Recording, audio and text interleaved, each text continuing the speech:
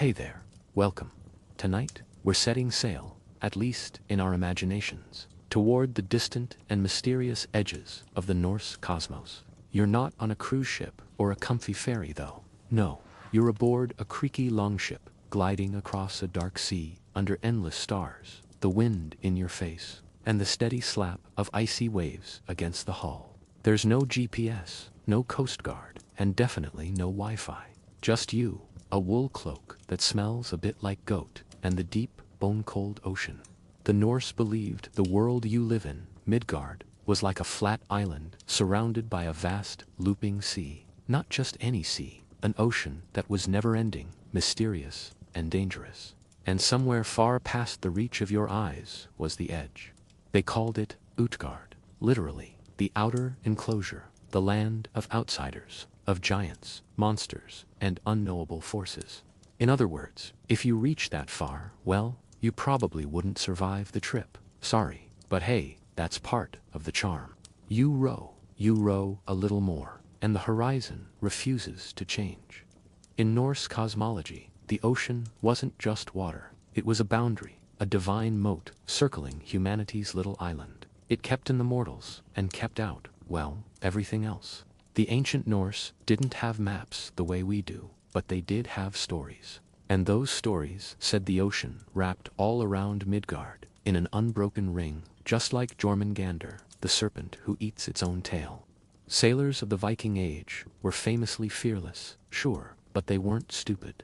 They knew something waited out there, something vast, something cold, something you couldn't quite draw on a scroll.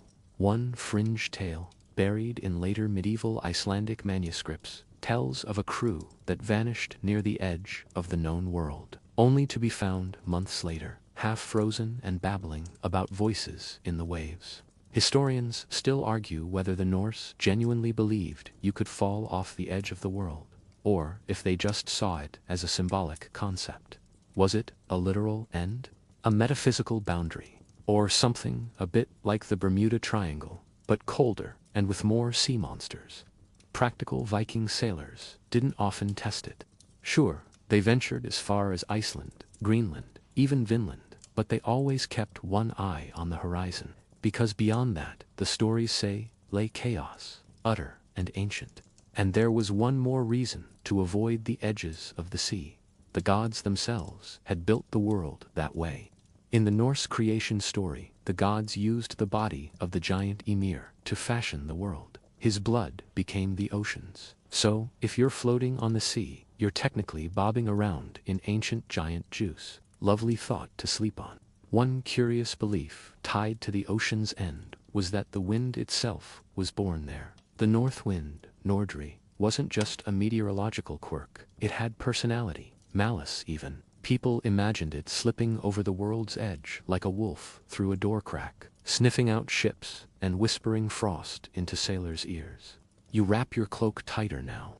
But not all edge of the world lore was terrifying. Some Norse legends hinted at lands beyond the edge, hidden places where gods went to retire or monsters went to sulk. It was never clear whether these were real or mythic. Maybe that was the point. The sea was a veil, and what lay past it was deliberately left unfinished, like a half-sketched dream. Quirkier tidbits pop up in old sagas, like the legend of a fisherman who swore he caught a cod with runes carved into its bones. He'd been drifting for days, hopelessly lost, and the fish's message read, "Turn back, you don't belong here." He did, and lived to tell the tale, although reportedly with a newfound fear of seafood. There's also the curious case of a Norse map fragment discovered in the 1600s, which appeared to show a colossal whirlpool at the ocean's edge. Scholars still argue over its authenticity. Some think it's a late medieval hoax. Others think it reflects an older oral tradition, one in which the sea didn't end cleanly, but sucked you down into the underworld. Comforting. As you stare out now from the prow of your dream longship, the stars above you blur just slightly. The sea is still, but deep beneath, something stirs. The Norse didn't see the ocean as just a void. It was alive, tense, watching, and maybe, just maybe, waiting. You pull your cloak tighter, and look down over the side, you see nothing. But then again, that might be worse than seeing something. You're still drifting, though. Now the air has thickened, cooler, heavier. You can't tell if it's the sea mist or something else wrapping itself around your face like a damp scarf. The waves have gone oddly quiet, but every so often, the long ship gives a slow creak, like it's remembering something ancient. And then you feel it. A rumble, not through the air, but in the water beneath. A slow, deliberate pulse, as if something massive just shifted far below your keel. You're not imagining it. The Norse had a name for this feeling. They called it Jörmungandr. Jörmungandr the World Serpent, also known as the Midgard serpent, or the sea monster that makes your cruise feel suddenly very unsafe. According to Norse myth, he's not just living in the ocean, he is the ocean. Coiled all the way around Midgard, tail in his mouth, he encircles the human world like a very committed snake hug. Now, here's the dramatic bit. He's so big that if he ever lets go of his tail, it triggers the apocalypse. No pressure. This isn't just bedtime horror. Jörmungandr is part of the core Norse mythic timeline. He's one of Loki's kids, because apparently Loki had a bit of a phase where he fathered world-ending creatures. The gods, in their infinite wisdom, took one look at this oversized snake baby and decided, yeah, let's toss him into the sea. Classic divine parenting. And so, into the ocean he went. Except instead of drowning or disappearing, he grew and kept growing until his body looped the entire world. Which makes you wonder, was that distant ripple on the water a wave or a muscle twitch? There's an open debate among scholars. Did the Norse really believe this enormous sea creature was real? Or was he a metaphor for boundaries, chaos, and that prickly feeling you get when you sail too far from land? Some argue Jörmungandr symbolized the limits of knowledge, a literal don't go there line around the known world. Others think early sailors believed in sea monsters the way modern folks believe in aliens. Not provable, but certainly possible, especially after 2 tankards of mead. Still, stories of sea serpents weren't unique to Scandinavia. Ancient sailors from all over, Phoenicians, Greeks, Polynesians, told eerily similar tales, which raises another mystery. Were they all making it up? Or, more deliciously, were they all seeing the same thing? One fringe theory, brace yourself, suggests that Jörmungandr was based on sightings of giant oarfish, enormous ribbon-like sea creatures that can stretch over 30 feet long and live in deep waters. They don't actually wrap around continents. But if you saw one surfacing during a storm, well, let's just say you'd believe in serpents too. But back in Norse myth, the world serpent doesn't just sit quietly in the water. He interacts. There's a famous tale where Thor, the thunder god, with the strength of an entire CrossFit gym, goes fishing. Except he's not after cod or haddock. He's aiming for Jörmungandr. He uses an ox head as bait, casual, and he nearly succeeds in hauling the snake up to the surface before his fishing partner freaks out and cuts the line. In that moment, the serpent and the god lock eyes. Not romantically, don't worry, but with mutual mythic rage, because, spoiler alert, they're destined to kill each other at Ragnarok, the end of the world. Cute foreshadowing. You think about that now as your dream ship rides over another suspiciously rhythmic swell. You try not to imagine an eyeball the size of your sail just beneath the water. You really do, but it's hard when you remember that some Norse sagas describe Jörmungandr's movements as making whirlpools or drawing ships into fog so thick they forget time. In one oddly specific folktale, a sailor claimed he saw the serpent's back arching above the waves like a new island. He docked on it, cooked fish, slept, then woke up several miles out to sea, floating on driftwood. Was it a dream? A hallucination? A giant snake with hospitality issues? Historians still argue whether that tale was meant as a warning, a joke, or both. Then there's the sound. Some Viking sailors swore they heard it, long, deep, like the cracking of distant ice or a whale sigh in reverse. It was said that if you heard it once, you were marked. If you heard it twice, you wouldn't live to tell the tale. So, congrats on only hearing it once. Probably. And here's something fun. Jörmungandr might not have been totally evil. Terrifying, yes. World-threatening, definitely. But in some versions of the myth, he's not a villain so much as an inevitable force, a piece of the cosmic clockwork. Without him, the world doesn't hold together. Which means, ironically, the end comes when he's no longer there. So maybe hug your local sea serpent. Now, you lean over the edge of your ship again. The water's smooth as glass. No waves, no birds, no stars reflected in the sea. Just dark, endless, living water. You suddenly remember. The Norse didn't see their gods as omnipotent. Their cosmos wasn't ruled by perfection. It was held together with cleverness, deals, and lots of duct tape. So it makes sense that the ocean, the thing we still haven't fully explored today, was home to their biggest unknown, a snake that could snap reality like a twig. The air sharpens. It's no longer just damp, it's cold now. A cold that pinches your cheeks and seeps down your spine like someone spilled snow inside your shirt. The sea darkens into deep steel gray, and a pale fog curls in low across the surface, thickening with every slow, dreamlike blink. Ahead, something rises from the mist. Mountains. No, too jagged for mountains. These are towers of ancient ice piled into strange shapes, as if someone built castles out of glaciers and then forgot about them. And just beyond those icy cliffs, movement, giant movement. Welcome to Jotunheim, land of the Jotnar, the giants who live just beyond the boundaries of Midgard. It's the place you were warned about as a child. And now here you are, gently drifting into their frozen front yard. Maybe you should have stayed home and whittled something instead.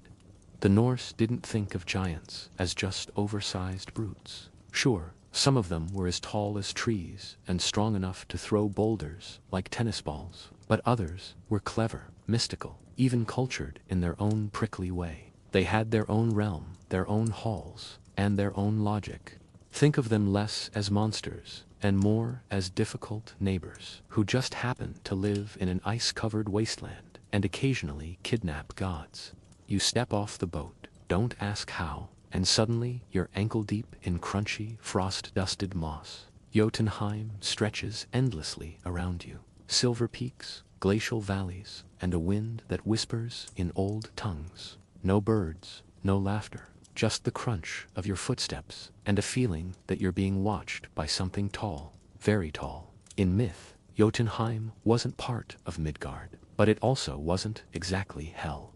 It was just over there, an opposing force, the realm of chaos, wildness, and ancient memory. Some of the oldest beings in Norse mythology live here, like Aegir, the beer-brewing sea giant, or Skadi, the huntress goddess with snow in her veins. She married a god once, but missed the mountains too much and came home. Respect. And Jotunheim had architecture. That's right, the giants weren't just lurking in caves. They had halls, great icy structures where they held feasts and, according to one saga, ice skating tournaments. Yes, really. Historians still argue whether this detail was symbolic or whether the Norse just had an excellent sense of humor. There's a peculiar tale of a giant who invited a lost traveler to dinner. The traveler, freezing and skeptical, agreed. Inside the giant's hall, the feast was long, weirdly well-organized, and entirely silent. No one spoke. The food included roasted snow hare, ice-fermented root vegetables, and something described ominously as sky meat. When the traveler asked what it was, the host only smiled. That traveler, by the way, later became a respected skald after losing 3 toes and most of his memories. Back to you. You're climbing now up a winding path of cracked stone and snow-dusted stairways carved into the mountain. All around you, the wind howls, but not aimlessly. It sounds conversational, as if the cliffs are gossiping about you. Look at this human, they seem to say. Tiny, frostbitten, determined. One mainstream fact that tends to surprise people. In Norse myth, some of the gods are related to the giants. Loki himself is a Jotun by birth. Odin, he learned ancient magic from Thor, he spends half his time smashing giants, and the other half crashing their parties. The line between order and chaos wasn't always clear, and sometimes it was family. That's what makes Jotunheim so eerie. It wasn't evil, it was necessary. The giants reminded the gods that they weren't all-powerful, that they needed balance. And the edge of the world, the place where Jotunheim shimmered into being, was that balance's anchor. Go too far in, and you'd get frostbitten, but without it, the gods would get lazy. And lazy gods are bad for everyone. There's even a lesser-known myth, barely whispered in one obscure saga fragment, of a giant who tried to move Jotunheim closer to Midgard, not for conquest, but out of curiosity. He wanted to open a tavern. The story ends with his entire ice hall melting in a freak thunderstorm. Thor's handwriting was all over that one. You pause on a ledge. Below, the fjord glows pale blue. Above, snow drifts in lazy circles, silent and patient. Then, a shadow passes overhead, slow, massive. You don't look up. You don't have to. You just bow slightly and keep walking. The Norse believed that travelers to Jotunheim didn't always return, not because they were eaten, though that was on the table, but because some chose to stay. Something about the cold clarity, the oldness of it all, could make you forget the warmth of home. And in the deepest corners of the realm, where even the giants don't go, legends speak of older beings, shapes frozen into cliffs, faces glimpsed in glaciers, forces that predate gods and language. Historians still argue whether these were metaphors, misremembered memories, or something else entirely. You reach a cave, carved with runes. They shimmer faintly, and as you trace one with your fingertip, you feel a pulse behind your eyes, a thrum of something vast, ancient, and oddly comforting. Maybe you were always meant to come this far. Maybe the edge of the world isn't a wall. Maybe it's a mirror. The frost leaves a film on your eyelashes now. You blink slowly, and the world seems to shimmer, not from magic, necessarily, but from that peculiar stillness that comes when nature has gone on too long without anyone watching. Behind you lies the stark brilliance of Jotunheim, but ahead the land drops away into shadows. You're entering the borderlands, a vague, shifty territory between realms. No one, not even the gods, mapped this area precisely. It wasn't Jotunheim, it wasn't Midgard, and it certainly wasn't Asgard. This place was the in-between, and according to Norse belief, it was littered with things that had slipped through the cracks of the cosmos. Your boots hit soft earth now, boggy, half-thawed, full of strange scents. The ground squelches underfoot. There's moss here, yes, but it pulses slightly. You don't ask why. The wind is quieter, more suspicious. It feels like you've walked into a place that didn't want you to find it. These borderlands were home to the Huldafolk, the hidden people, not giants, not gods, not animals, something else. The Norse spoke of them in hushed tones, especially in Iceland, where belief in them lingered long past the Viking age. They weren't evil, but they had rules. Don't build over their rocks. Don't spill milk near their hills. Don't whistle at night. A lesson you're now very aware of, given your current location. One mainstream historical fact, even today, some Icelandic roads are diverted to avoid disturbing places believed to be Huldafolk dwellings. Engineers won't say it out loud, of course. They'll just shrug and mention unstable ground or local pressure. But deep down, everyone knows it's better not to push your luck. You pause near a low hill with a single bent tree. The branches creak softly, and in the silence, you think you hear music. Thin, reedy, impossibly far away. Maybe it's wind, maybe it's a party. You decide not to investigate. Good call. This realm was also believed to house other leftovers, failed creations, forgotten gods, half-formed creatures that didn't get a proper job at the beginning of time. There's even a tale of a wandering spirit named Scrati who wandered the edge, writing names in the fog. If he wrote yours backwards, you'd lose your shadow. Harmless, sure, but try sleeping without your shadow. Some scholars think these stories were how the Norse made sense of wilderness itself. These weren't farms, or towns, or even battlefields. They were strange zones where logic broke down and instinct took over, places where the edge of the world didn't scream. It whispered, gently, persistently, like a lullaby with slightly incorrect lyrics. There's also the myth of Grimir, a mist giant who built bridges out of smoke and guarded the border between night and dawn. He wasn't good at conversation. He mostly spoke in riddles, but he was polite enough to warn travelers before leading them into permanent fog. A courteous cryptid. You wander further into the mire. There's no clear path anymore, but your feet find their way. Mushrooms glow faintly under a nearby log. Probably not edible, but pretty. Something flits across the sky. Not a bird, not anything, just a shape that doesn't feel the need to explain itself. Here's your quirky tidbit for the night. The Norse had a word for a cairn or marker you'd leave behind while traveling unfamiliar land. But the root of the word also implies to become aware. So each time you built one, you weren't just marking the trail, you were waking the land to your presence. A small hello to the unseen, and the land responded, sometimes with a blessing, sometimes with, mushrooms that whisper. You'll figure that one out later. The deeper you go, the more dreamlike it feels. Trees lean a bit too far in your direction. Rocks are warmer than they should be. You pass a narrow stream that flows uphill. You check twice, still uphill. Historians still argue whether these edge places were inspired by real landscapes, volcanic craters, geothermal springs, aurora-lit tundra, or if they came entirely from imagination. But the Norse didn't draw clear lines between myth and map. The world was layered, and the truth was often sideways. At some point, you pass under a low arch of stone. You didn't notice it before, but now you feel lighter, like you've crossed into something. The wind has changed. The moss glows a little more calmly, and in the far distance, you hear bells, soft, distant, beckoning. You follow, not because you have to, but because somehow you already were. The bells fade, replaced by a new sound, silence, but not the peaceful kind. This silence is thick and expectant, like the pause between thunderclaps, or the hush in a theater before the lights dim.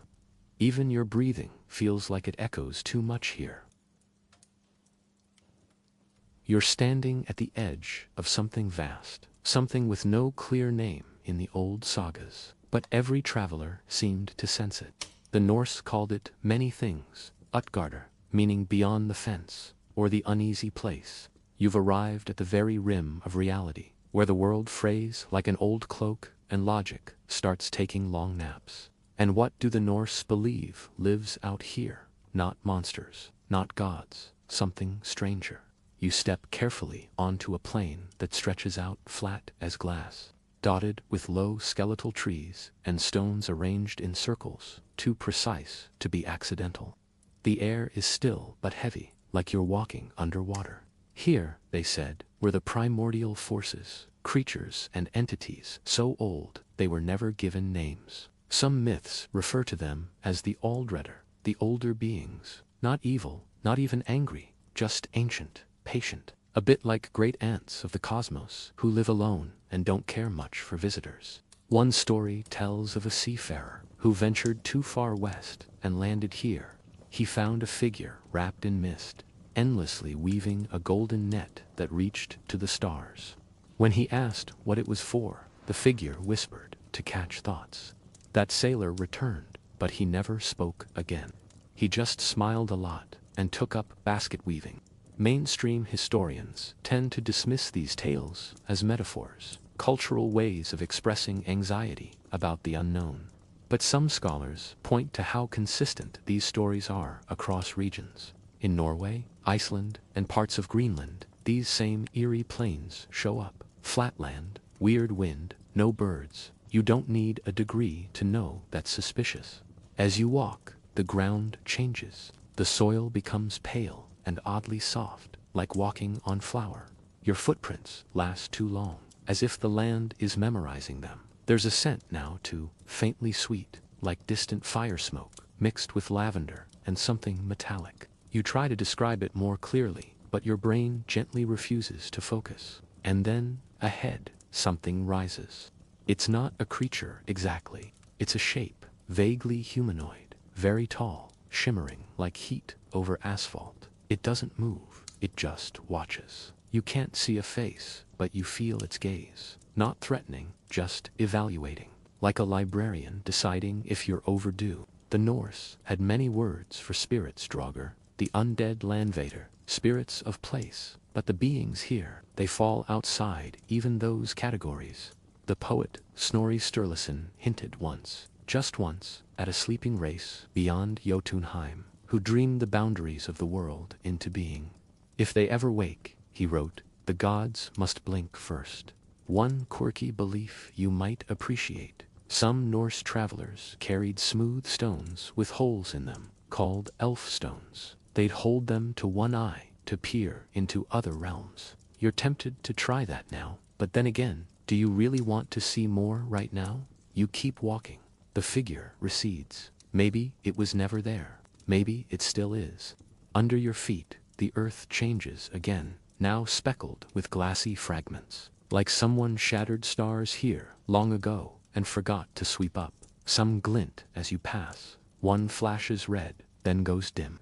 You do not touch them. Smart. Historians still argue whether the Norse truly believed in this specific zone, this boundary land of strange watchers, or whether it's a modern stitching together of several scattered tales. But the feeling of the verge, of standing at the limits of the knowable, was definitely real to them. And frankly, you're starting to understand why. Above, the sky begins to lighten, not with sunlight, but with something more abstract, a kind of awareness. It's like the world is leaning in, listening. You feel the weight of it, but also the comfort. Because here's the strangest part of all. This place doesn't want to harm you. It just wants you to remember it. You pause beside a standing stone carved in spirals that seem to shimmer when you're not looking directly at them. You reach out and press your palm to the surface. It's warm.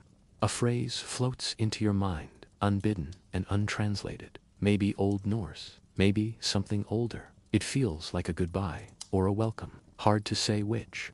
And just like that, the plane begins to blur. The edges fade. The horizon folds slightly inward, and the mist returns, soft and velvety. You're not sure if you're leaving or arriving, but you keep walking, because at the edge of the world, time doesn't push, it drifts. Your boots feel lighter now, though nothing around you suggests ease. The mist has cleared, but instead of relief, you find yourself staring into a valley that dips low and narrow, framed by jagged cliffs like broken teeth. No path, no trees, just layers of stone, folded like old linen, and stained with streaks of mineral green and orange. This, the Norse believed, was where the dead dreams of gods settled. Not Helheim, not the cold, orderly afterlife where most souls wandered, but something more peculiar, a forgotten corner of existence, where discarded divine ideas, failed creations, and ancient memories pooled like rainwater in a cracked bowl.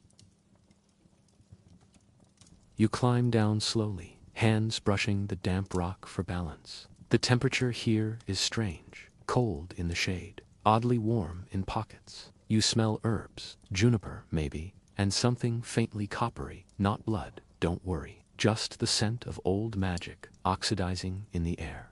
In these depths, they said, lived things that weren't supposed to exist anymore. Not because they were dangerous, but because they had served their purpose. Take Mojdr's sister, for instance, a lesser gatekeeper, never officially recorded, said to have guarded the alternate paths to the underworld, before Hel streamlined operations. She lingered here, braided hair woven with river stones, whispering to lost echoes. Historians still argue whether this idea of divine leftovers was metaphor or real belief. After all, the sagas rarely mention such places directly, but old poems hinted them. A line here, a riddle there. The well where gods drink no more, or the beast with no name who waits for dusk without a sun. Not your usual travel brochure fare. You stumble across a flat stone carved with what appears to be a recipe. Yes, burned fish, ash bark, snowmelt, the diet of something that lived here. or maybe a ritual. It's hard to tell, but the Norse weren't known for clean genre distinctions. Magic, dinner, history, it all blurred together. The quirky fact of this section: some fragments of Norse law mention echo spirits, entities that repeat the last thoughts of gods before they disappeared. Not their words, their thoughts. So if Odin once pondered the weight of time or the taste of cloudberries during battle, somewhere down here, that notion might still be muttering itself over and over. You walk deeper into the valley, and suddenly you hear one, a whisper looping. If I blink, do they vanish? The voice isn't threatening. It's weary, wistful, like someone trying to remember a dream before it fades. You nod politely and keep moving. Around a bend, you come upon a cluster of statues, not carved, not placed, just present. They look mid-motion. One kneels, head bowed. Another raises an arm, finger pointing toward nothing. Lichen grows over their backs. You wonder if these were the dreams or the dreamers. It's here you begin to notice something odd about your own mind. Thoughts drift in that you didn't summon. Memories that aren't yours. Images of vast meadows beneath three suns. A tree made entirely of hummingbirds. A battle fought in slow motion with feathers. You blink and they vanish. But for a second they felt true. Was this place a burial ground for divine misfires? A sanctuary for half-built myths? Or perhaps the Norse simply knew that even gods make mistakes, and they had to go somewhere. Mainstream scholars like to say that the Norse gods were fallible, more human than divine in many ways. They got hungry, they cheated, they lost. And maybe this strange ravine tucked at the edge of the world was where those losses gathered. Not out of shame, but necessity, because even gods need a place to leave things behind. You pass what looks like a door, carved into the rock. No handle, no hinges, just a shape. You don't try to open it. You've learned by now. Some things are only meant to be looked at once. Further in, the stones begin to glow softly. Not bright, just enough to outline their shape. Blues, greens, the occasional flicker of amber, like fireflies frozen in time. One stone hums as you pass. You hum back, just in case it's polite, and then the valley narrows into a crevice just wide enough to pass through sideways. As you slide between the walls, your fingers brush over etchings, spirals, knots, runes you don't recognize. Or maybe you do. Maybe they recognize you. When you emerge, the world has changed again. Above you, stars, not the ones you know, but brighter, weirder, constellations that move slightly. Below, the land slopes upward, and for the first time, you sense the journey isn't leading to nowhere, it's leading somewhere. You take one last glance back at the dream valley, quiet, still, filled with things forgotten by history, but not by memory. And then you climb. The climb isn't steep, but it's deliberate. Every footfall presses into soft moss, thick and velvety with the faintest give. Like walking across a giant's faded sweater.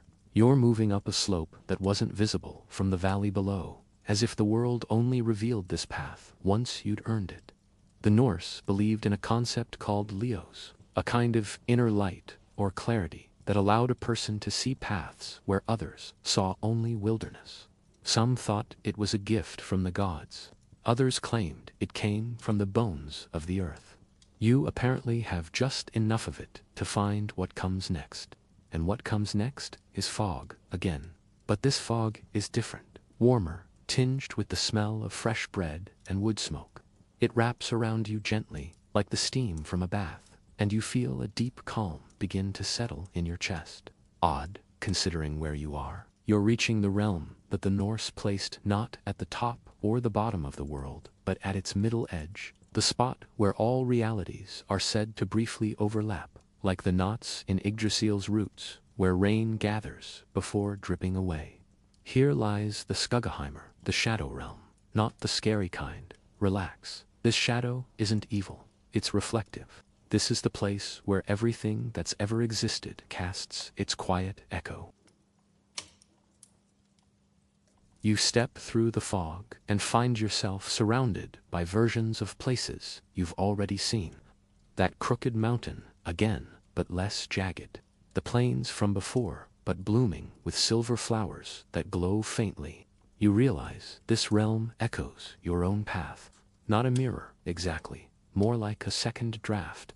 In Norse poetic tradition, especially in the Rimmer, there were verses about travelers who walked between what was and what nearly was.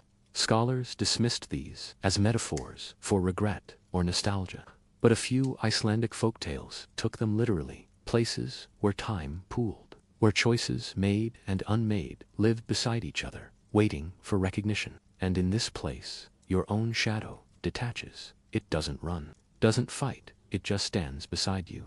Identical, but better dressed, slightly taller, definitely has better posture.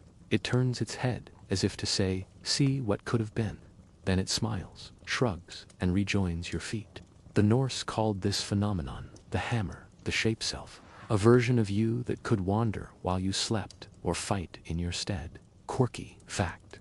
In some Norse settlements, warriors refused to sleep in rooms with mirrors, lest their hammer get trapped on the wrong side overnight and wake up cranky. One chieftain supposedly had all reflective surfaces painted with soot during winter solstice, just in case. You pass beneath an archway formed by two trees twisted together, one blooming, one bare. As you step through, the sensation changes again. The air is charged, still calm, still soft, but watching. Here's where the stories say the world's breath happens. It's not a wind, it's not a voice, it's something in between, a rhythm that pulses through the land once every age or so. When the 9 realms align just so, most people never hear it, but the ones who do, they say it sounds like music made by sleep itself. And now, so do you. It begins as a low hum, then a vibration in your chest, then a gentle note, like a harp string plucked underwater. You pause, not out of fear, but awe. This is the lullaby the cosmos sings when no one is listening. Historians still argue whether this idea of cosmic harmony in Norse myth was literal or just a poetic flourish, perhaps influenced by later Christian interpretations. But even the most skeptical archaeologists can't explain the bone flutes found in burial mounds, carved with star maps and strange notations that match no known musical scale. You sit, you listen, the music continues, not urgent, not loud, just steady, reassuring, like the sound of waves beneath a wooden hull or a cat snoring nearby. Around you, the landscape flickers, not changing exactly, but blinking. 1 second, there's a ring of stones. Next, they're trees. Then back again. The world here is trying things on, deciding which version of itself to where you stand. Walk gently, following the music. It leads you past a pond that shows your reflection, older, then younger, then something other. A version of yourself made of starlight and frost. You nod politely. It nods back. The Norse didn't fear these visions. To them, the edge of the world was not a place of monsters. It was a place of memory in progress, a draft of existence, where things could still shift, still become. They respected that. They walked lightly here, so do you. At the edge of this place, the fog returns. You pass through it once more, humming the song you heard only moments ago. Or was it hours? Time here doesn't mind being vague. And then land again. Solid, uneven, familiar, but not quite the same. You look down, your shadow flickers and waves. You blink, and for a moment it feels like the world around you sighs, not in relief, not in sorrow, just acknowledgement. As if this place has seen your kind before, and is gently amused you've made it this far. You're on firmer ground now, though the landscape is less predictable than ever. Ahead lies a stretch of shimmering tundra, icy but not cold, windswept yet calm. The Norse believed this was the roof of the world, and you've finally reached it. They called it Himinbjörg in some sagas, the heavenly cliffs, where Heimdallr stood watch. But lesser-known tales whisper of an even quieter peak far beyond the Rainbow Bridge and the business of gods. A place not for warriors or gods, but for watchers and wanderers. You apparently qualify. Your boots crunch on the sparkling ground, though no snow falls. Each step is muffled, the air cottony, as if someone's dimmed the sound just for your sake. Around you, fragments, not ruins, but beginnings. Half-built structures made of bone-white stone and driftwood. A tower foundation, a doorway to nowhere. You get the sense these were ideas for places never quite completed. Prototypes left here at the edge like spare buttons on a cosmic coat. The Norse, ever poetic, believed this was where the sky leaned closest to the earth, where clouds sometimes forgot to float and simply curled up on the ground for a nap. You pass one now. It smells like vanilla and ice. Mainstream historians usually ignore this spot. No real evidence, they argue. Just poetic fluff. But one fragment of a Greenlandic rune poem mentions a sky floor where forgotten plans go to sleep, which honestly sounds like the inside of your sock drawer. And then, there it is, the lighthouse. Well, not a lighthouse, exactly. It's squat, round, built from glassy black stone that gleams without reflecting. The Norse believed such structures marked the literal border of the known cosmos, where light could still exist, but had nowhere left to shine. A cosmic cul-de-sac, if you will. This was the watchfire of Odroria, a mythological beacon tended not by gods, but by the last listener. A figure who appears in no major Edda or saga, but shows up repeatedly in oral tales collected from far north fishing villages. A woman, sometimes a man, sometimes neither. They listened, not for danger, but for endings. When something important was finishing, an age, a belief, a whale's final song, the listener would nod and record the echo. Quirky fact. In a 19th century Icelandic farmhouse, archaeologists found a collection of driftwood carvings believed to be toys. One of them, a squat tower with a circle for a door and an ear carved into the roof. Coincidence, sure, but also, maybe not. You approach the beacon, the door stands open. No handle. Inside, a spiral staircase curls downward, not up. As you descend, the light thickens, amber and slow, like syrup poured underwater. Your footsteps make no sound. Your heartbeat seems far away. At the bottom, a single room. It's filled with shelves, but not of books. These hold vials, hundreds of them, each one faintly glowing a different hue. You pick one up. It shivers in your hand, then stills. You hear something, just for a moment. A lullaby in a language you don't know, but somehow understand. The silence after a star collapsed. The last creak of a door that no longer exists. This is the Norse archive of closure.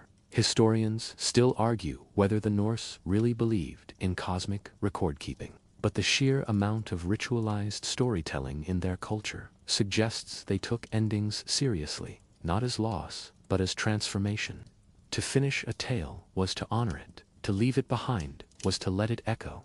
You place the vial back, it hums for a second, then dims. At the far end of the room, the listener's chair, empty, of course. Or maybe you just can't see them. Some say they're only visible when you speak your own ending aloud. You decide to stay quiet. Instead, you turn and climb back up. At the top, the tundra stretches again, wider now. In the distance, the shape of a gate, not ornate, just present. You begin to walk, your breath steady, your thoughts like feathers in slow water. The roof of the world fades behind you. Ahead, the true edge awaits. The gate stands silent, a simple arch carved from stone worn smooth by time's endless fingers. No carvings, no runes, just a frame set against the horizon where the sky melts into a pale gray blur. You step closer, feeling the air shift again. Cooler now, but not biting, more like the soft chill of early autumn mornings. The Norse called this place Muspelsheimer's Edge, the fiery boundary between their world and the unknown beyond. Not the blazing hellfire you might expect. No, this fire was different, slow, patient, almost meditative, like embers glowing beneath snow. It marked the final frontier of existence.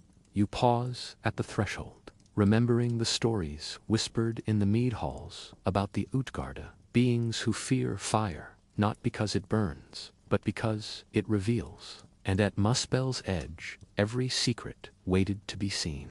Step through, and you find yourself in a landscape painted with shades of red and orange. Not flames, but the colors of twilight skies. Fields of ash-gray grass rustle underfoot. The scent of smoke, cedar, and distant thunder lingers in the air. It's as if you've stepped inside a sunset stretched out just for you.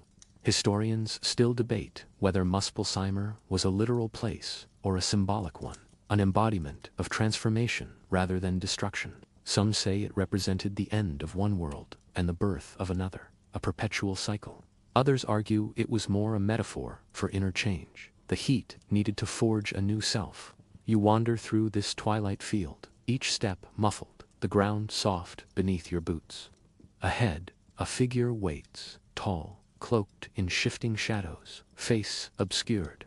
You recognize the presence, not a god, but the embodiment of transitions. The liminal guide between what was and what will be. The figure speaks, not with words, but with warmth that touches your skin like sunlight through leaves. You feel the weight of endings lift, replaced by a gentle anticipation.